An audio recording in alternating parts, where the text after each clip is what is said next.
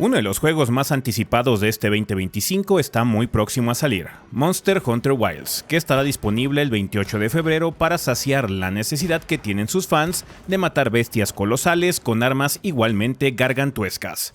Esta nueva entrega ha generado mucha expectativa, dado que parece continuar con el estilo que vimos en Monster Hunter World, en el que todo el entramado de la experiencia se siente más cinematográfico y con alto énfasis en la exploración, que le ofrece al jugador una verdadera sensación de ser un cazador acechando a su presa. Desde que probamos el beta abierto nos dimos cuenta que ahora se nos pone enfrente la posibilidad de explorar un nuevo mundo que se siente más integrado naturalmente, y no como una serie de niveles separados a los cuales puedes acceder desde un menú. Digamos que poco a poco se está materializando la ambición de sus creadores en Capcom para lograr que nos perdamos en una serie de peligrosos ecosistemas de forma completamente inmersiva. Además de estas pruebas de red, recientemente tuve la posibilidad, gracias justamente a Capcom, de probar una versión temprana de la experiencia y ver por primera vez varias de las secuencias de la campaña central que nos esperan cuando el juego se estrene. Esto incluye obviamente monstruos, que aunque hayan aparecido en algún tráiler por ahí, pues yo pude experimentar por completo una larga sesión de juego en la que tuve mucha libertad de picotear lo que ofrece Wilds.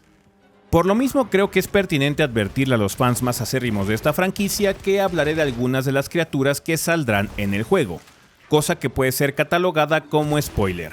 Por lo que si quieren evitarse cualquier tipo de información innecesaria, les recomiendo que minimicen su ventana o de plano nos despidamos aquí.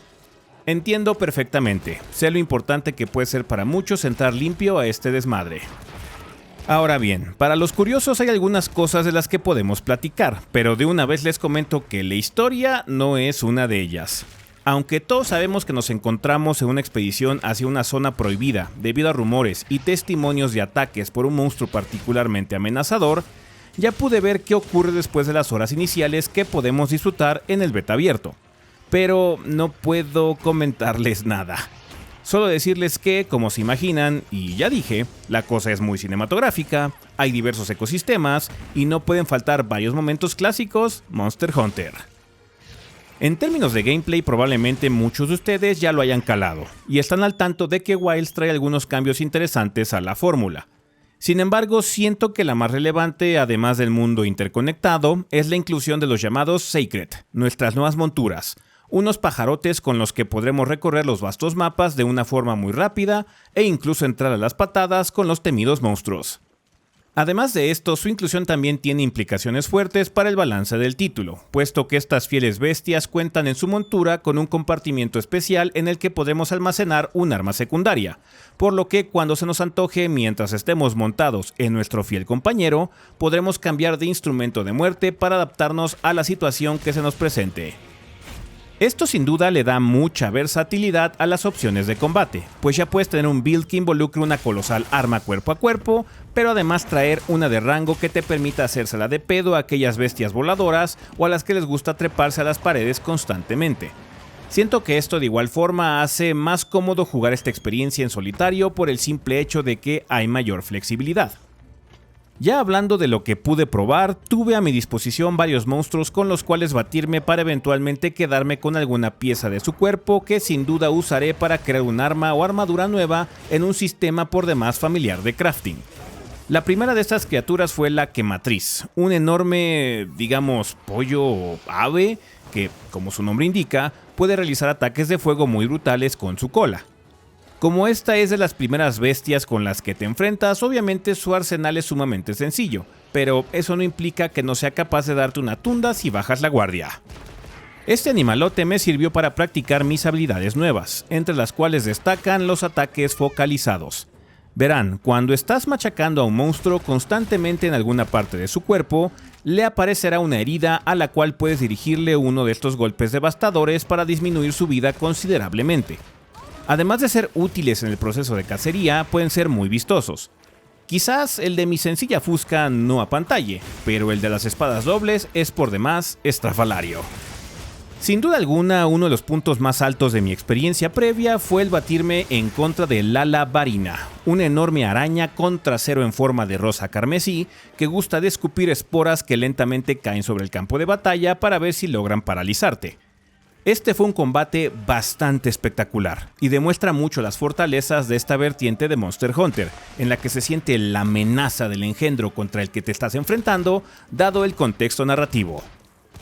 Este enfrentamiento también me ayudó para enterarme que el título contará con opciones para aracnofobia. Ya saben, aquel set de personalización que nos deja ajustar qué tan arañas parecen las arañas, para que la gente que tiene fobias extremas a estos animales puedan jugar el título. Yo no las activé, pero se me notificó que la opción existe.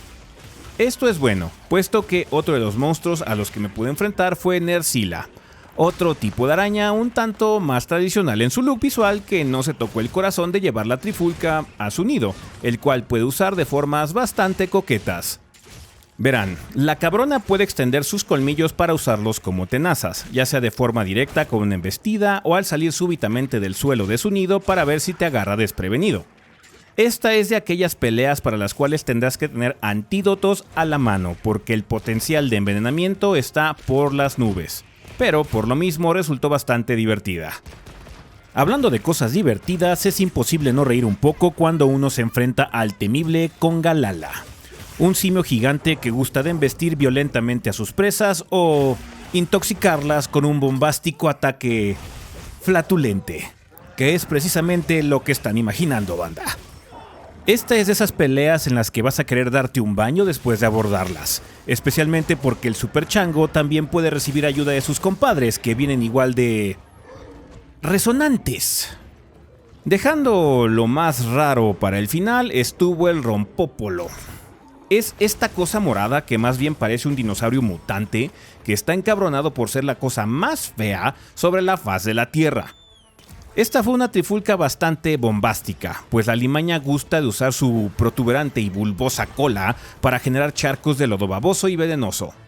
Molesto, pero no por ello menos divertido, y me esmeré por sacar al pobre cabrón de su sufrimiento y matarlo nada más por feo.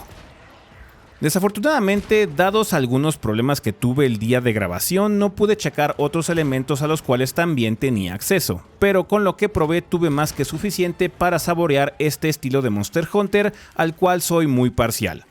Me gusta mucho el énfasis narrativo que tiene el juego, ya que para la gente casual como yo, que no se mete tanto en el endgame de estos títulos, lo convierte en una experiencia mucho más disfrutable y llenadora.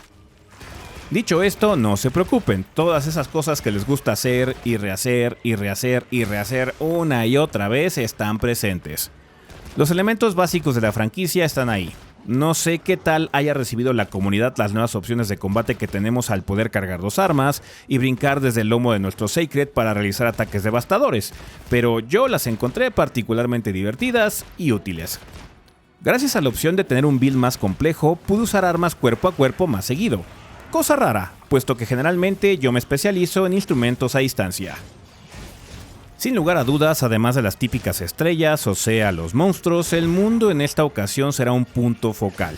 Pese a ser zonas interconectadas y no una simple extensión gigante de terreno, se percibe más consistente y real para la filosofía del juego. ¿Qué puedo decirles, banda? Está chingón y divertido andar cabalgando por ahí y activar misiones sin necesidad de andar regresando al campamento base cada vez. En general quedé muy impresionado por lo que pude jugar, y puedo decirle a todas las personas que ya tienen la temblorina en las manos que parece ser que nos espera una aventura completa, estrambótica y adictiva. Esperemos que estas impresiones que me dejó se cumplan cuando el juego esté disponible para el PlayStation 5, los Xbox Series y la PC el próximo 28 de febrero.